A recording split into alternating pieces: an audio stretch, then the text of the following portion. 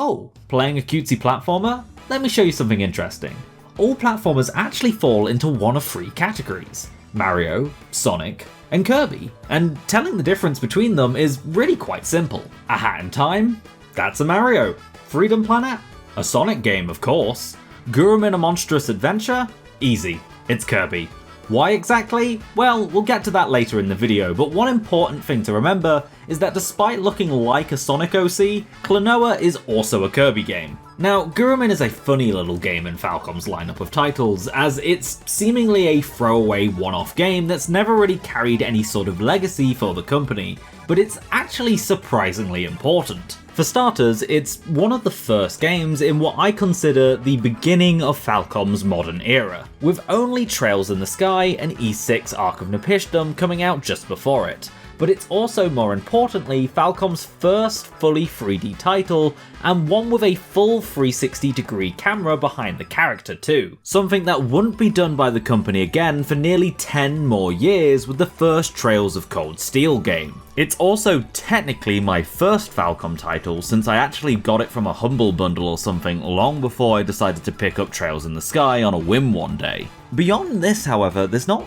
really too much to talk about when it comes to the game's impact and development. While I was admittedly limited in my search, sticking to only English, there's literally no insights into this game or why Falcom made it. You know, it's rough when every single Wikipedia source links to a review of the game and nothing else. There is one or two actual interviews that very briefly talk about the game, but they all feel like they're just designed to market it more than actually tell you anything. It's just a game that they put out one day and largely forgot about outside of the occasional port. With that all being said, however, what I can say is originally Gurumin came to the West via the PSP port, and as you might be able to tell, it's a cute little action platformer with some very light RPG elements. It very much feels like a game that was aimed at kids, and it begs the question why it was originally a PC exclusive. I understand that at the time PC was the only platform that Falcom really knew, but then the question becomes, why make a game like this at all when the target demographic doesn't really overlap with your audience? Alas, as time passed, it did eventually find its home on both Sony's first handheld as well as the 3DS in its final year of life, with the two consoles being a place where it could really shine a good deal more than its original platform. Now, to make it easier to record and to get the best possible footage, I opted to play this game on PC, which is something we'll discover was actually a bit of a mistake. The main reason of which we'll get to later in the video, but the first problem with doing so came before I even booted the game up. See, thanks to Gurumin being a Japanese PC title from 2004, it's not exactly the most compatible with modern setups, with the game being designed around 4x3 screens, low standard definition resolutions, and just old PC architecture. So not only does it not have the options to take advantage of these modern setups, it also just doesn't like running on them either. Now, luckily for the Western release of Gurumin, the publisher Mastiff Games took the liberty of creating a new patch for the game to make it more compatible with modern PCs, whilst adding a few new bells and whistles like graphic settings for high resolutions and proper widescreen support. Something that's especially nice since while the PSP did technically run in widescreen, it was actually just zoomed in and cropped, giving you a much worse FOV on the handheld. The problem is, this is still just a patch to an old game, and the patch itself is now older than the game was when it was made, which means that incompatibility bugs have once again raised their ugly heads. Luckily, while it is capped to 1080p and 30 frames per second, it's not too difficult to get the game running still. Unfortunately, however, many of the game's features are bugged out or straight up broken. Things like texture filtering, depth of field, and anti-aliasing straight up don't work when used in tandem with each other, making everything look like a noisy, shimmering mess in the distance when you have them all turned on, and trying to fix this causes awful flickering in the game's in-game menus, which is its own kind of problem. Now, flickering menus and turning off depth of field would have been bearable, but I didn't want to give up without a fight, since I feel like the depth of field effect in Gurumin is actually very important to its visual style. And in the end, I was able to actually fix all of these things and force the resolution to be even higher thanks to a method on the PC Gaming Wiki. And due to the brute force nature of this method, it meant that not only did the game look crisper, not only did it make all of the graphical effects work nicely with each other, but it also enhanced enhanced them a little bit further, forcing that depth of field effect to actually use a higher resolution when normally it's static no matter what you pick. It did however have one minor downside, where apparently the game was now running at around about 80 to 85 frames per second, despite the fact that it was still very obviously locked to 30. Now, I didn't mind playing at 30 FPS because it wasn't what I was even trying to fix, but it ended up causing the game's on-screen metronome to constantly bug out, and I wasn't able to find a way to implement these changes without this also happening. Luckily, this is more of a quality of life feature more than anything, and isn't even in the other versions of the game, so I gladly opted to just ignore it. The problem with all of this, however, is that while I did eventually get it working, it was a very long process of trial and error, playing around with DG Voodoo 2, trying to get it to run the game the way I wanted it to. I think if this method was a little bit better documented, I would have been fine, but I spent what was probably 2 or 3 hours blindly troubleshooting the game to get it running in the most optimal way possible and fixing all of these problems, some of which could not be fixed. And if it's this much of a pain getting it running properly now, then I can only imagine what it's going to be like in 5 or 10 years. It's not exactly the most accessible port. Now, with all the technical stuff out of the way, let's actually talk about the game. Gurumin begins with this cool ass kid called Perrin who shows up in a mining town to stay with her grandpa as her parents are too busy out adventuring to raise their child. Unfortunately, since there's no other kids in town, the only things to do is to sit in a cake shop with no money, or get hit on by this one guy who I can only assume can't tell the difference between a miner and a miner. Luckily, salvation to our boredom comes when we discover this small creature being attacked by a larger than average dog, and Perrin uses something that every young maiden should possess, a signature super pretty missile dropkick, to protect it. And it turns out this small thing is a young monster called Pino who lives with her brother Puku in Monster Village, found behind a crack in the wall in town. After being invited to hang out with them, we get a certified banger of an opening with a small flash forward showing Perrin making friends with all of the various different monsters. We've got all your classics like a rock golem, a baby dinosaur thing, whatever Poco is, and oh yeah, just an ordinary Frenchman.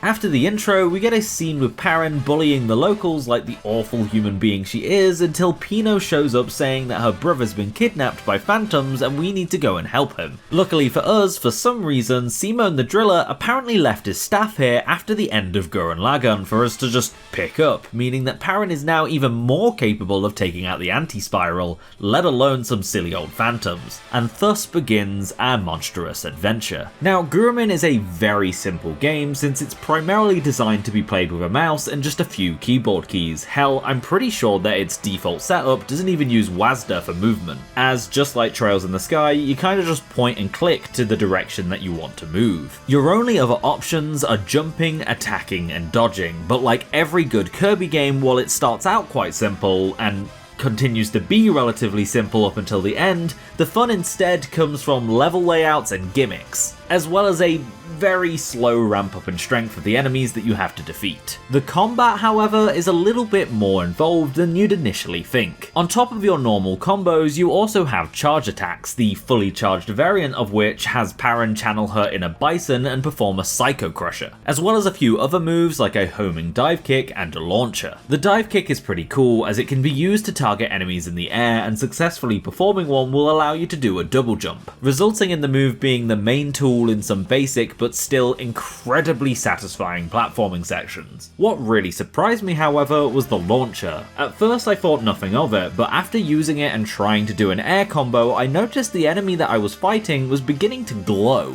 The thing is, Gurumin not only has aerial raves, but also a unique mechanic that causes enemies to burst into light and explode once you've styled on them enough to push them into overkill range. And upon seeing this, my reaction can only be described as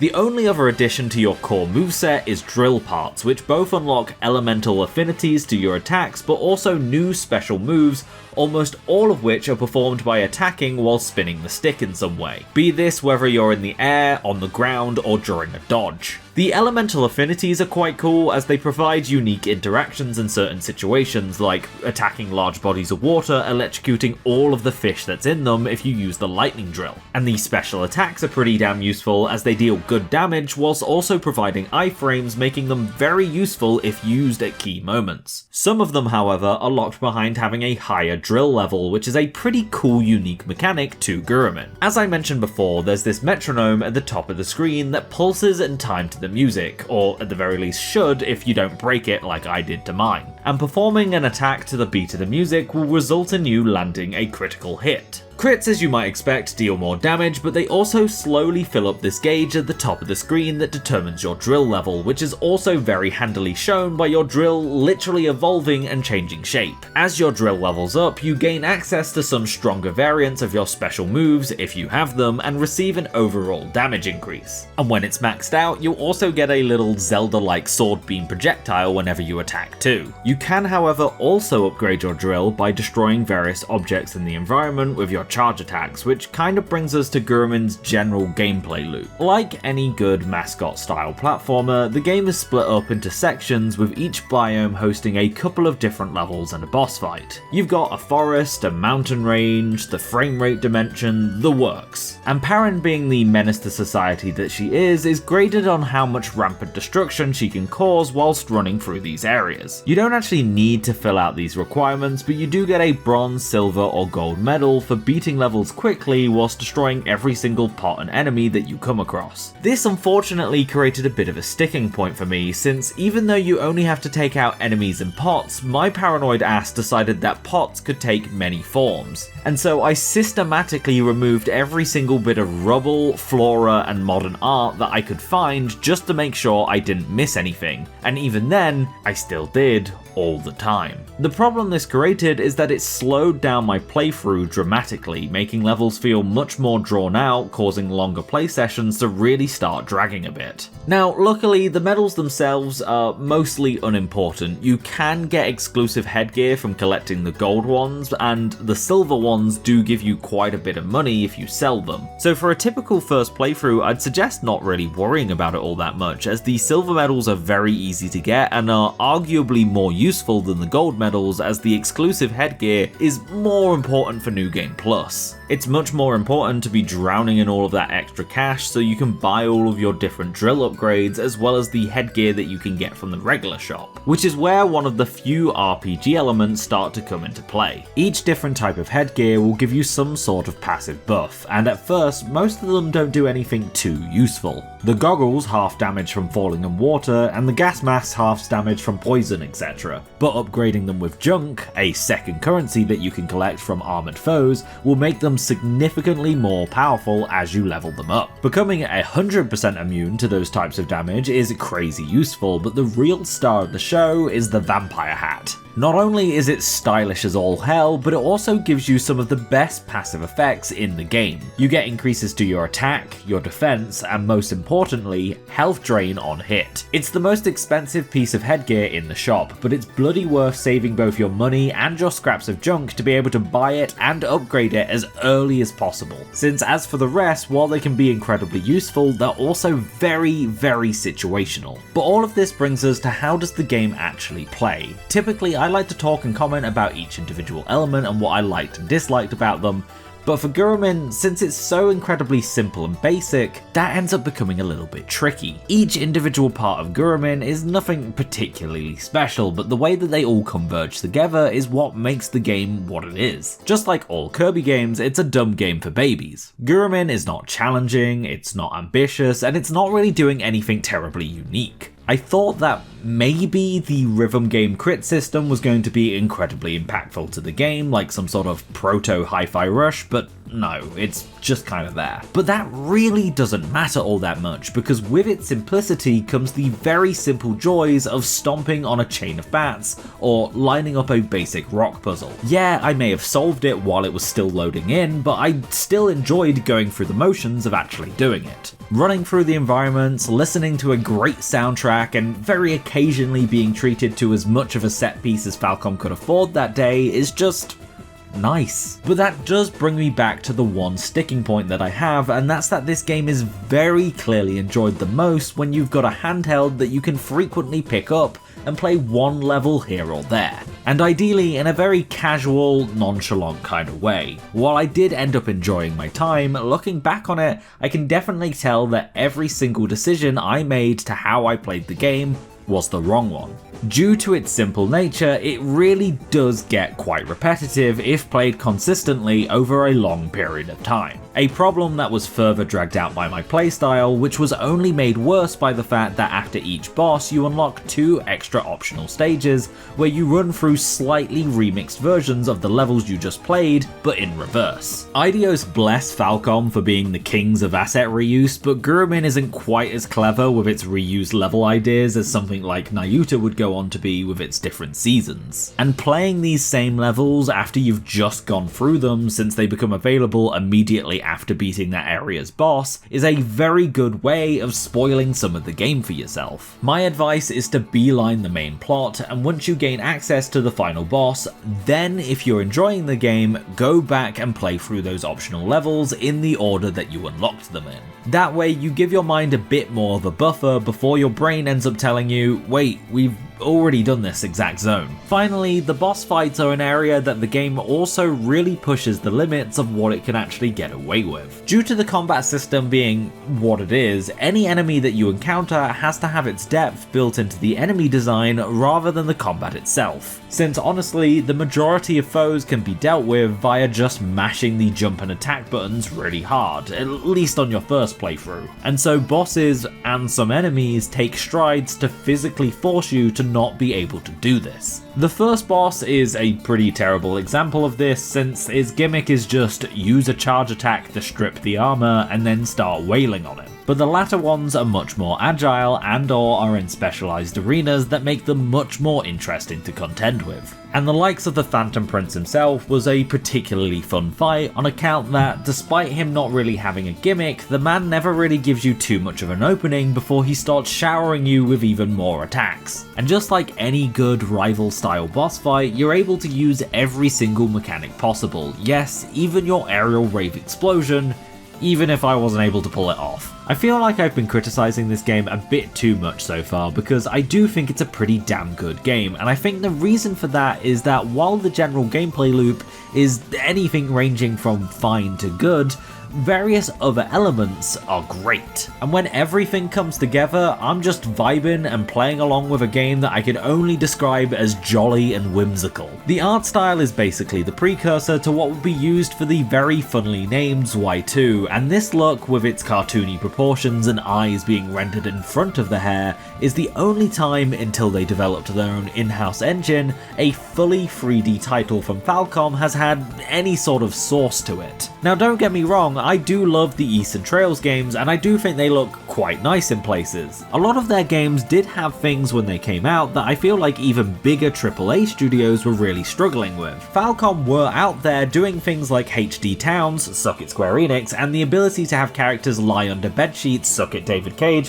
when nobody else really was. But that doesn't really change the fact that visually there was not always the most artistic coherence here. Ys 8 looks nice enough, especially if you're playing the PS4 version that adds all of those extra effects to it, but its anime characters being paired with environment textures that look like they might have been scanned in from a photograph at times can look really messy. I remember quite a few years back some Chinese studio were making a gacha remake of Ys 8 for mobile, and despite it being a mobile gacha game, people were popping off saying it looked better. And in some ways they were right. Gurumin, however, does have a unique, dedicated look, and it's incredibly charming. It's the reasons why I went to such lengths to get the game's graphics fixed and enhanced on my PC. It was a real pain to actually get working, and I do think this game is better suited for handheld, but it was worth it in the end. I feel like very few people out there have recorded or even played Gurumin looking this good. And finally, while the game doesn't exactly leave the greatest first impression with the first level theme being the most boring, but that does change as you go and get to see more of just how lovely it is to scuttle through this world. The other aspect that really completes Gurumin into making it what it is the music. Falcom, especially this era of Falcom, have a reputation for making some absolute bangers, and this game is no exception. And while it may not have permanently altered my brain chemistry like the Trails in the Sky trilogy did, aw, that's so sad. Joshua, play Whereabouts of Light. But so many of this game's tracks perfectly capture that mixture of a mascot platformer with a Saturday morning cartoon vibe, only with a very heavy streak of bombastic adventure thrown in there as well. There are, however, a few stinkers in here too. It's actually incredible the range of quality that is on display here. It's truly amazing how you can go from something as glorious as soaring through the Azure Sadness to something like fucking Bomber Girl in a few seconds.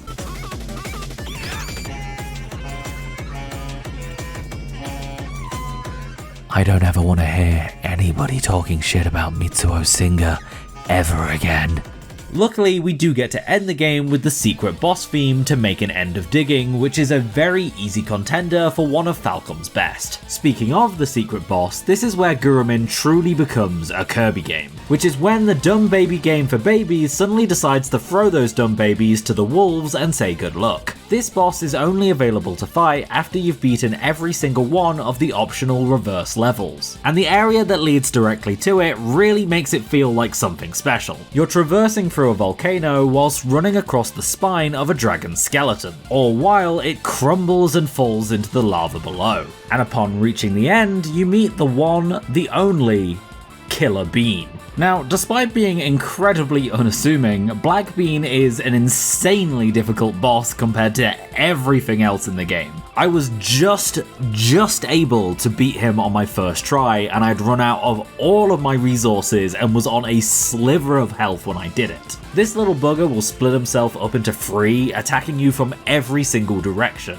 and each one resists 2 different types of elemental damage. And since they teleport around so often, when you find one with a weakness, you can only stay on it for so long. Luckily, if you space yourself and use your different power attacks, you can actually end up hitting all 3 at the same time, and that will greatly speed up the fight. But needless to say, if you're going into this fight with no prior knowledge into how it works, it definitely ends up being a bit of a war of attrition. And the reason for this is that once you take enough damage to start losing your drill levels, you really have to struggle to be able to get them back. What I love about this boss is just how much of a fustercluck it really is. All 3 black beans share the same attacks and they all attack together, but despite being a 3-on-1 boss fight, it's not like they're balanced to be that way. Fighting even a single black bean would already be comparable, if not a little bit harder than any other boss you've fought so far. And so when the boss fight instantly throws 3 at you, you can tell that the kid's gloves are off. You've got crystals spiking up from the floor, lasers coming at you from all directions, and Z-slashes slicing across the screen. But my favourite 2 have to be the set-piece super attacks that they throw at you throughout the fight. The first of which has all 3 black beans charge up a giant screen nuke that the only way that you can avoid is by chain attacking a bunch of flying bats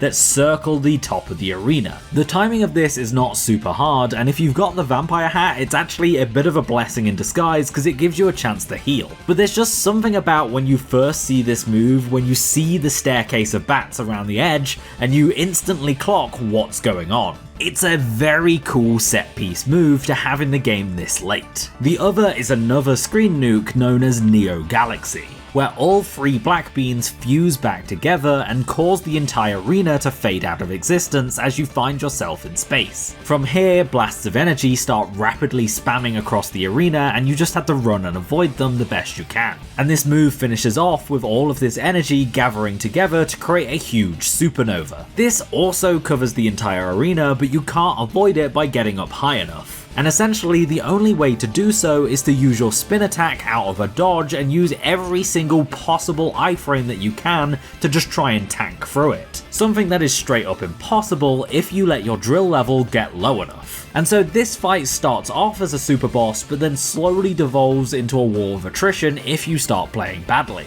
Because if you let your drill get down to level 1, you'll barely be doing any more damage to Black Bean whenever you attack him. But thanks to all of the bullshit that he's throwing at you and Neon Galaxy's guaranteed hit, it's also incredibly hard to build it back up. Granted, you can definitely make it a bit easier than I had it if you get all of the platinum medals. These are some incredibly well hidden collectibles hidden throughout the game that, once getting all of them, will allow you to level up your drill so it can go all the way up to level 4, meaning that you can have more damage at the start of the fight but also have a longer way to go before you drop down to that level 1 point. Unfortunately, you may notice that I didn't get it. This is because you can actually lock yourself out of getting one of the specific platinum medals, and before I even knew what they were, I'd already hit the point of no return. I did find this a little bit annoying because I ended up missing it because I just wanted to access the gold medal shop. I didn't realise that a small mistake this early on would completely lock me out of getting this final upgrade when the rest of the platinum medals can be picked up whenever you want. Anyway, with Black being defeated, we unlock a couple of different things. For starters, it means we can now get the good ending, which is always nice to hear, but we also gain access to the Black Urn.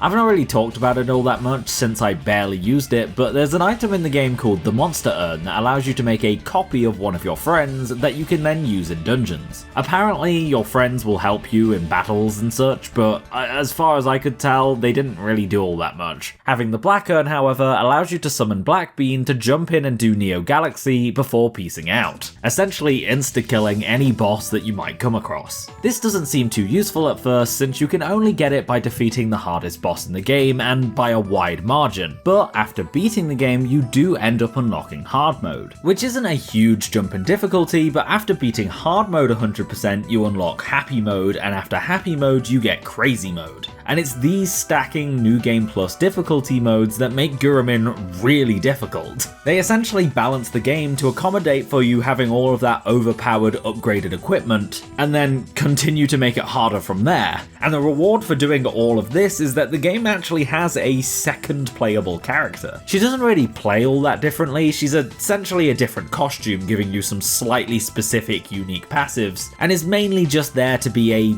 Easter egg reference to Falcom's Dragon Slayer series. But the fact that they've locked something behind doing 5 100% playthroughs of this game is frankly bizarre, but it's what made me realise why this series is so well suited for handheld. Stuff like this and the various costumes that you can get are all New Game Plus features, and there's no way in hell you're getting even one headgear fully leveled up in a single playthrough, let alone all of them. It very much seems like the intention of the developers is that they want you to go back and play through multiple times. But when you pair this with the very simple nature of the game, it gets very repetitive. But if you suddenly put this on a PSP or a 3DS, and it's something that you play on the bus or on the train every day just to pass the time, suddenly completing the whole game seems very doable when you're just playing a level here and there. And I think it says a lot about the platform that your games are being made for. I still can't seem to get my head around how this was originally a PC exclusive when it feels so tailor-made for tiny little pocket-sized handhelds. Even if you were playing this game on a Steam Deck or it got a Switch port one day, I really don't see it having quite the same appeal as it does on its already existing ports. It's still an incredibly cute and fun game, but I know if I ever play this again, it's gonna be on my 3DS and not on my PC save. Regardless, I'm just happy I was able to cross off another game on my Falcom checklist. I honestly really need to catch up with Trails again because I've really fallen behind, but I'm also very much looking forward to playing Xanadu next, Brandish, and the Gag Half trilogy as well. So yeah, stay tuned for those. Anyway, I know that this is kind of an abrupt ending, but I've already spent more than enough time talking about a dumb game for dumb babies, no matter how affectionate I may say that. So on that note, I'll be seeing you soon, gamers.